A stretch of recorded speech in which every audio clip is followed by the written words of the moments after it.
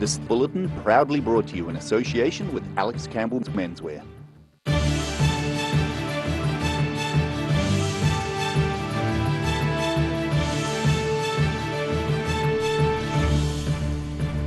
Tonight on The South Today, the Prime Minister has announced when New Zealanders will be able to travel freely in and out of Auckland. The government's My Vaccine Pass runs into issues with users unable to complete the online process.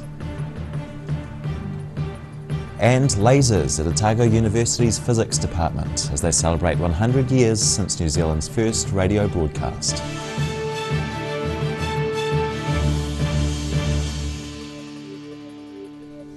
Tēnā koutou katoa, kia ora, I'm Simon Anderson. Prime Minister Jacinda Ardern has announced an opening up of the country's internal borders. From mid-December, people will be able to travel into and out of Auckland, but there are some restrictions.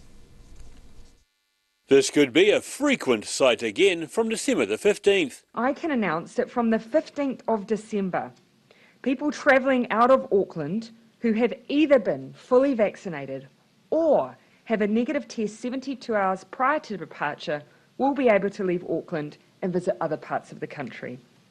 This means you'll be able to enter or leave Auckland for any reason. But those flying will need to be fully vaccinated or have a negative COVID-19 test within 72 hours of departure, with the same rules applying to anyone leaving our biggest city. The Prime Minister says New Zealand's high vaccination rates have allowed this next phase to go ahead. 82% of New Zealanders are now fully vaccinated, compared to just 23% 3 months ago. And by mid-December, it's expected to be around 90%. That is phenomenal. Ardern says Cabinet will confirm Auckland's move into the traffic light system on November 29, starting with the red level, with most of the country getting the green light. Meanwhile, Dunedin's Vincent George Travel is offering 174 seats on a single charter flight to Brisbane via Australia's quarantine-free travel corridor. The PM says there will be separate announcements regarding the international border. The opening up of domestic travel is expected to be in place until mid-January. Anyone breaking the travel guidelines, being unvaccinated or with a negative test result, facing a $1,000 fine. In Dunedin, The South Today. Human remains have been discovered at Pike River 11 years after explosions tore through the West Coast mine, killing 29 men. Police say families of the victims had been notified that images taken during a borehole investigation last week confirmed 2 deaths, with the possibility of a third. The bodies are in the furthest part of the mine from the entrance and it wouldn't be possible to recover them. Pike River family representatives say the discovery of human remains is a stark reminder of the need for justice and the importance for the ongoing police work. Frustrated, shock, even though you anticipate or hope that they find bodies or parts of, and in doing it and receiving the news, it's quite a shock. All our hard work is paid off. We fought for this. We fought really hard to get these boreholes done so that an investigation, a proper investigation, can take place. Our men deserve that, and we fought so hard, and for the police to be able to get the boreholes done and get these images is gold. The images were described as being very, very clear and would not be released publicly out of respect to the families and the investigation. The government's computer systems struggled to handle the volume of people signing up for their official vaccine passport today. The mobile platform was overloaded this morning, with many people trying to sign up getting too many requests messages. The My Vaccine Pass was launched today as the official record of COVID-19 vaccination status in New Zealand ahead of the government's new traffic light system. Having digital confirmation of vaccination is expected to help provide access to concerts, festivals, gyms and sports events. The pass can be downloaded to a phone or printed out and will be valid for 6 months. Anyone without a smartphone or access to a computer can call 0800 222 478 to request a My Vaccine Pass. Meanwhile, protests have continued around the country this week by people opposed to vaccination mandates, including this group of about 60 people in Cromwell. A new development being built along Anzac Avenue is aiming to combine student living with a hotel. Work has started on the Anscombe Village development, which will include 5 multi-storey blocks housing more than 300 rooms. Resource consent for the development reveals 264 rooms will be for student accommodation, with about 60 as hotel or motel rooms. The accommodation is expected to take 3 years to complete, with student applications for the first intake in 2023 to be taken at the end of next year. Today officially marked 100 years since a physicist transmitted the country's first speech and music from the University of Otago. A century on, a team from the university's physics department have celebrated the milestone with lasers. Transmitting a century-old recording through light. And so to remember that, we built up a little similar type of a radio transmission, but not using radio waves, but using light. It's 100 years ago today since University of Otago physics professor Robert Jack made the first transmission of voice and music in New Zealand. Associate Professor Harold Scheifel says Professor Jack's achievement showed the country what was possible with the new technology. I think it really showed us that communication over a far distance through radio waves was possible, and people realized that communicating over the air is something really, really useful and powerful. And so from that point on, it just made really fast steps. Professor Jack's original pioneering equipment, owned by the Otago University, is on loan to Toitu Settlers Museum. Dunedin's early audio achievements, the focus of the latest Talking Pictures web series hosted by Toitu curator Peter Reid. He achieved this within his laboratory in May 1921, and then sought permission from the government to broadcast further afield.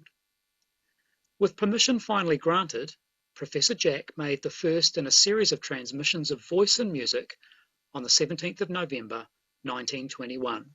Many people followed the initial transmission, and from it our earliest radio stations, including what is now known as Radio Dunedin. It took another 50 years for New Zealand's private radio industry to be switched on.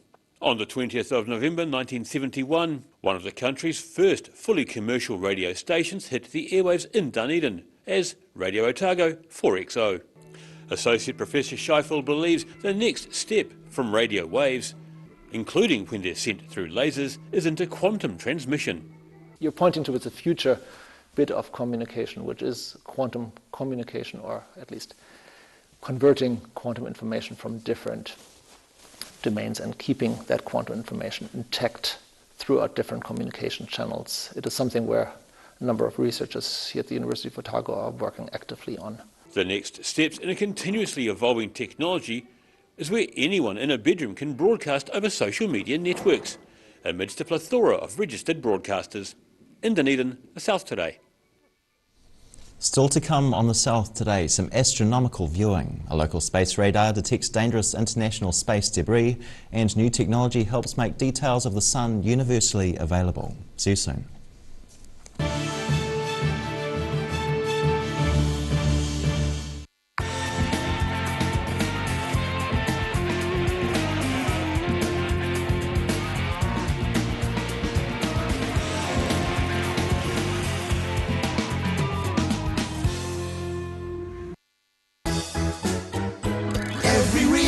Every season, we're proud to dress the region.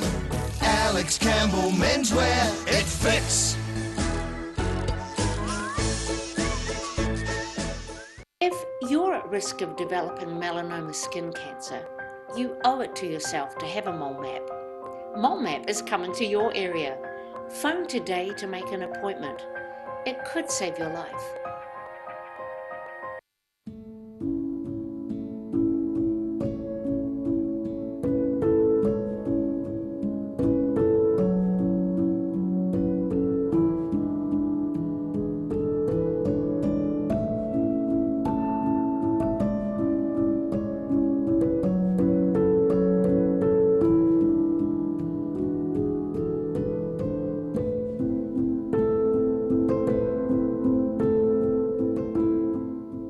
A poorly maintained heat pump can lose up to 35% of its output. The Mr. Heat Pump Cleaner team are experts. Their specially developed chemical wash is totally biodegradable. Call Mr. Heat Pump Cleaner and get the job done by the professionals.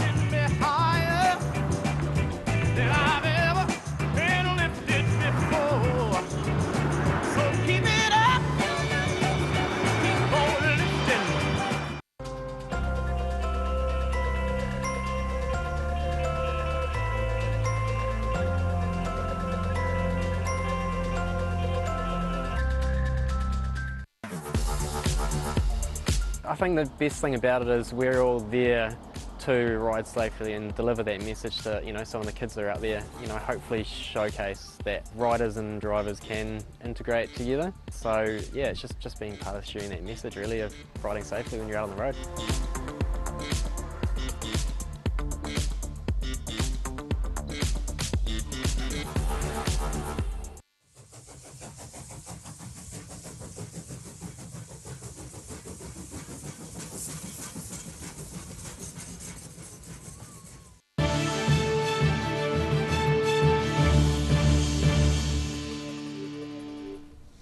No mai no, welcome back. A large space radar based in Naseby has detected dangerous pieces of space debris left over from a destroyed Russian missile test. The debris was identified by the Leo Labs Kiwi Space Radar facility housed in Naseby's central Otago. The International Space Tracking Facility is capable of tracking debris smaller than 10 centimetres in low Earth orbit. The US State Department confirms the space debris was from an old Russian satellite destroyed in a weapons test, which it condemned as dangerous and irresponsible. The Leo Labs radar has already found more than 200 objects from the Cosmos 1408 breakup, with that number expected to grow. A number of Dunedin ratepayers have been receiving their bills late, but the Dunedin City Council doesn't know why. The DCC is investigating why some rates bills are arriving in residents' mailboxes weeks late, or in some cases, not at all. The council spokesman says they are working with postal provider DX Mail to try and figure out the issue. Anyone who's been affected by the glitch is being encouraged to contact the council to discuss their situation. Extensions to rates payments deadlines are being offered, with the usual penalty fees being waived. A stunning canvas created by nature is now accessible to amateur astrophotographers using affordable technologies.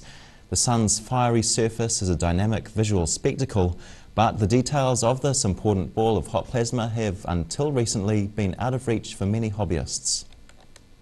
A stunning canvas created by nature. For many years, the sun was off limits to the average photographer. But now new accessible equipment is allowing backyard astronomers to capture incredible detail of the ever-changing hot balls of glowing gases that make up our sun. And for one keen New Brighton astronomer, Sai Shankar, the yellow dwarf star is his new photographic muse. And it amazes me to live in a time in history that we can do that. And only very recently, especially for amateurs, it's been out of reach of amateur photographers. And now we can, and it's quite an experience. Using a monochromatic video camera that captures 100 frames a second, Shankar is able to record 30 seconds of imagery at a time. So you can still see sunspots and stuff, but you can also see prominences on the edge, a lot of surface detail, filaments, prominences, and faculae. It looks amazing, and it's dynamic. It's never the same. Using free photographic stacking software, he quickly sorts the best 1 to 5% of the 3,000 images he has shot. He then finds the best frames, matching them together in a black and white image, which he then colorises. Shankar says people can spend silly money on astrophotography, but with care you can afford the specialist filters and the cameras needed to capture amazing images of the sun. In Christchurch, the South Today. After the break on the South today, we've got some recycling tips from Wastebusters in Alexandra, and sadly a weeping willow in Queenstown has had to go. Hea koko ake nei.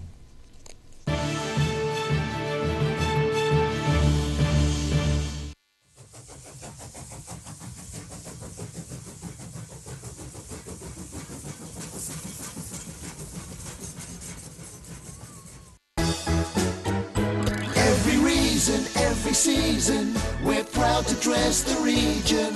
Alex Campbell Menswear, it fits. MTF Finance can help you turn the key on your next vehicle with a loan made just for you. TCs and lending criteria apply. Hi, my name's Matt and I'm the Dines Group CEO. Dines is a company that's focused on selling logistics solutions to its customers. We're passionate about selling efficiency and we've been selling efficiency for over 50 years now.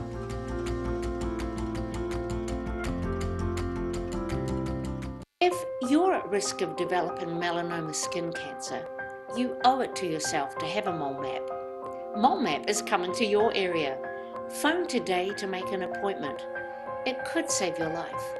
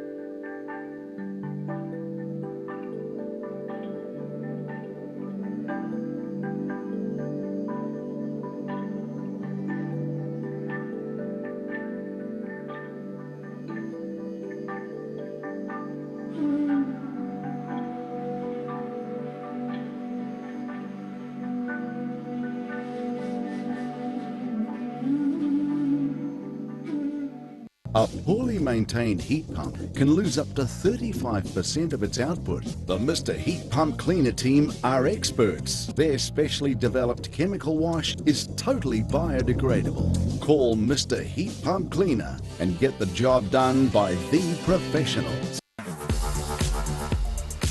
Just plan your route a little bit, choose nice and quiet roads. In the winter it's always nice to ride north and south. That way you get the driest route and less likely to hit black ice.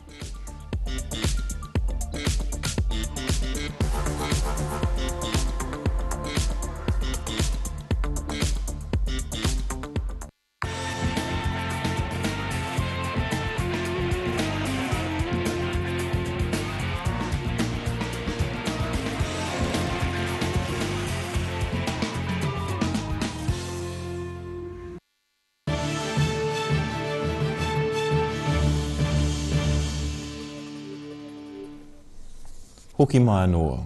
Alexandra had a fun lesson in learning about recycling and reusing items recently. The Alexandra Wastebusters Fair hosted businesses from the community in a bid to help spread waste-reducing knowledge. Decorated ornaments of waste. These polystyrene angels were some of the stars at the Wastebusters Summer Fair in Alexandra. Along with walls filled with books, the inaugural fair offered browsers a range of repurposed items and activities with a focus on recycling. Our site hosted our first summer fair event and it went amazingly well. The community came down in great numbers and showed wonderful support despite the weather not being its finest. Wastebusters is a community enterprise operating in Alexandra and Wanaka with the goal of reducing, reusing and recycling in the region. All proceeds from the fair will benefit the community through funding educational programs and better recycling systems. We love having items come through to us instead of going through to the landfill so we can match it with other people who are looking for those treasures. The top selling items of the day were Christmas trees and holiday decorations as shoppers look ahead to the fast approaching festive season. In Alexandra, the South today. A weeping willow in Queenstown was given the chop recently after injuring 2 people. The 60 to 80-year-old tree in Queenstown's Untitled Park was felled after it was damaged last week in strong winds. The rough weather caused a large branch to fall onto a public path, injuring 2 people. Queenstown District Council says the tree had a visual assessment in September and staff will continue to monitor other trees in the area for internal decay. The willow was cut up into small sections with the council planning to source a replacement tree. And now recapping tonight's top stories on the South today. The Prime Minister has announced New Zealanders will be able to travel in and out of Auckland from December the 15th. The launch of the government's My Vaccine Pass has run into issues with multiple users overloading the system. And Otago University's physics department used lasers to celebrate 100 years since New Zealand's first radio broadcast was transmitted from Dunedin.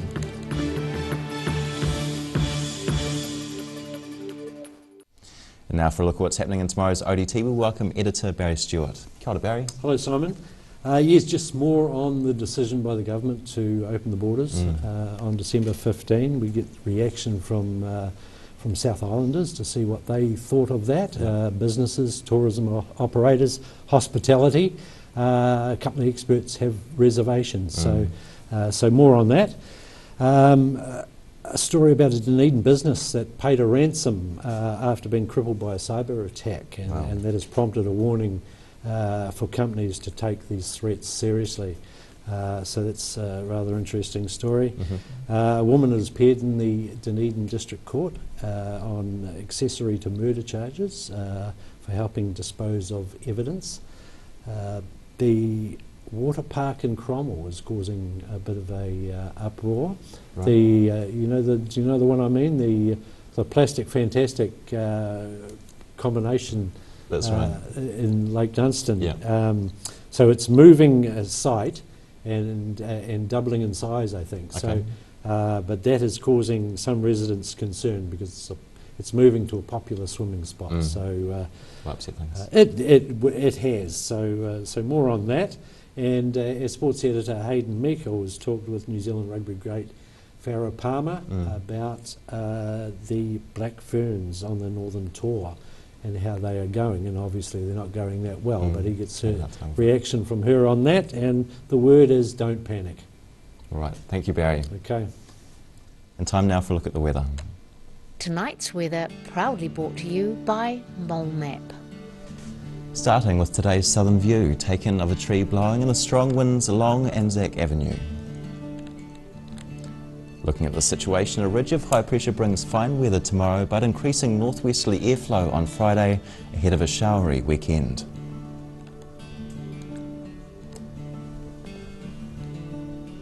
Across the northwest, partial cloud for Westport on 16 degrees, while it's fine in Greymouth on 17. To the northeast, sun's out in Nelson too on 19 degrees, Blenheim's 18 degrees, further cooled by showers. And those showers travel right down the Canterbury coast, strengthening as they go. Kaikoura and Christchurch reach 15 degrees, Ashburton on 17. It's fine all the way south though, just some light winds for each of the towns here and a high of 15 or 16 degrees. Similar in central, light winds and fine, but a bigger range of temperatures, Te Anau reaching 15, Queenstown 17, Wanaka 18 and Alexandra the warmest of the lot on 19 degrees. Further north, still those winds tend east to northeast, still fine both inland and on the coast. Those inland towns on 19 degrees and on the coast, Oamaru reaching 15, Tuimaru 17. In Dunedin tonight, the breezy cold southwesterlies ease for an overnight low of 9. The cloud breaks tomorrow with southwesterlies dying out before northeasters later on, a high of 15 and a low of 6. And on Friday, early sun is covered by cloud, but it remains warm, a high of 23 and a low of 11. And to Invercargill, perhaps best to stay in tonight with showers and gusty cold southwesterlies at your door, an overnight low of 7 degrees. Showers and winds clear early tomorrow for a fine but cool day, a high of 14 and a low of 5. And northwesterlies freshen things Friday before rain at night, a high of 19 and a low of 11. And that's the news this Wednesday. For the latest news from the southern region, head online to odt.co.nz, and you can follow Channel 39 on Facebook and YouTube. Like and subscribe to be notified of that southern news as it happens. Nō reira, kia pai te pō, ka kite anō.